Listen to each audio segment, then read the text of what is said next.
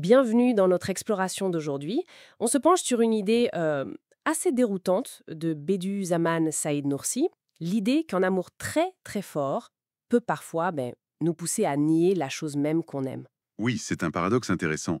Et les textes qu'on explore, des commentaires sur son œuvre justement, ils essaient de voir comment ça marche. Comment des émotions fortes, l'amour mais aussi la peur, peuvent nous amener à, disons, refuser la réalité. D'accord. L'objectif, c'est donc de comprendre un peu ces mécanismes psychologiques et peut-être spirituels derrière tout ça. Alors commençons par l'amour. Comment un amour intense peut mener au déni? L'idéalisation, c'est ça la première piste? C'est ça, exactement. Le commentateur insiste là-dessus.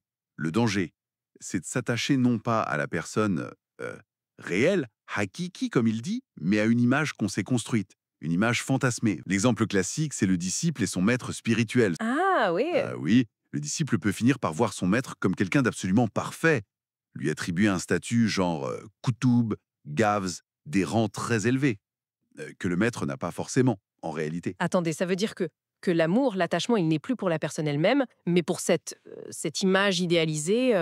Précisément. C'est tout le problème. L'attachement va au fantasme.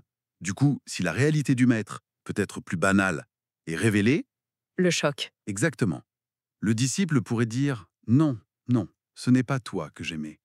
Il rejette le réel pour sauver son idéal. C'est le déni. D'accord. Donc, premier point, l'amour peut nous aveugler par idéalisation au point de rejeter le réel. Mais il y avait une autre façon dont l'amour mène au déni, non? Quand il n'est pas partagé? Tout à fait. C'est la deuxième facette. Le manque de réciprocité, ça peut faire mal, très mal.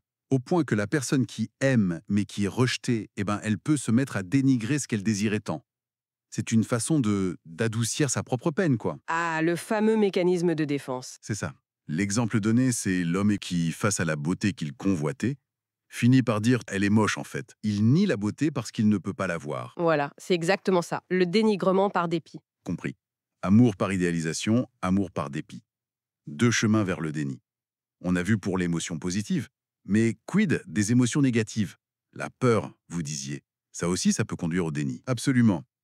Et là, le mécanisme décrit est particulièrement intéressant, je trouve. Prenons l'exemple de la peur de l'enfer, Gehennem. Imaginez quelqu'un qui, n'arrive pas à suivre ses obligations religieuses, qui échoue constamment. Il peut développer une peur intense, une angoisse terrible de ce qui l'attend après. Une peur qui devient paralysante. Oui, ou du moins très inconfortable. Et cette peur, elle peut faire naître un souhait profond, peut-être même inconscient. Si seulement ça n'existait pas. Et ce souhait, il ouvre la porte, il crée une sorte de penchant intérieur vers la négation de l'au-delà. La personne devient alors Réceptive à quoi? à tout ce qui pourrait confirmer cette négation.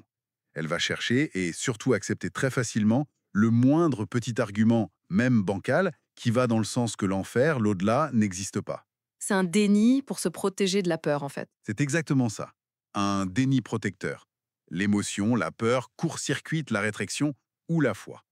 C'est assez frappant. Oui, c'est puissant comme idée. Et il reste une troisième cause mentionnée, notre difficulté à saisir l'immensité, surtout l'immensité divine. C'est cela. L'idée est que la grandeur de Dieu, l'étendue de sa souveraineté, le fait qu'il gère tout, de l'atome aux galaxies, chaque feuille qui tombe, ça dépasse notre entendement. Notre raison a ses limites. Et donc, Et donc, face à cette complexité, cette immensité qui nous dépasse, certains esprits peuvent trouver ça plus simple de nier. C'est une sorte de réaction. Comment est-ce possible qu'un seul être gère tout ça? La négation devient une échappatoire face à ce qui semble inconcevable. une sorte de court-circuit mental, encore une fois? Oui, on pourrait dire ça. Ça pose la question de nos limites face à l'infini, à l'absolu. Pour résumer, donc, ce que ces analyses suggèrent, c'est que le déni, en tout cas dans ce contexte spirituel, ne vient pas toujours d'une analyse froide, logique. Souvent, il prend racine dans nos émotions profondes ou nos limites cognitives, soit un amour trop fort qui idéalise ou qui devient amer, soit une peur trop intense qui cherche une issue dans le rejet, soit notre propre esprit qui n'arrive pas à saisir une grandeur qui l'écrase. Alors, qu'est-ce qu'on peut retirer de tout ça pour nous?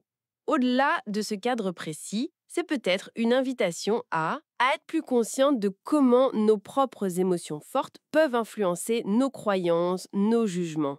L'idéalisation, le dénigrement par dépit, le rejet par peur, le refus face à ce qui nous dépasse. Tout ça, ce sont des mécanismes humains finalement. Et la question pour finir, peut-être, si on voit ces dynamiques à l'œuvre dans le spirituel ou dans nos relations intimes ou d'autres dans nos vies. dans la société, nos choix personnels, notre façon de voir le monde, ou est-ce que nos émotions nous poussent, parfois sans qu'on se rende compte, à nier certaines réalités?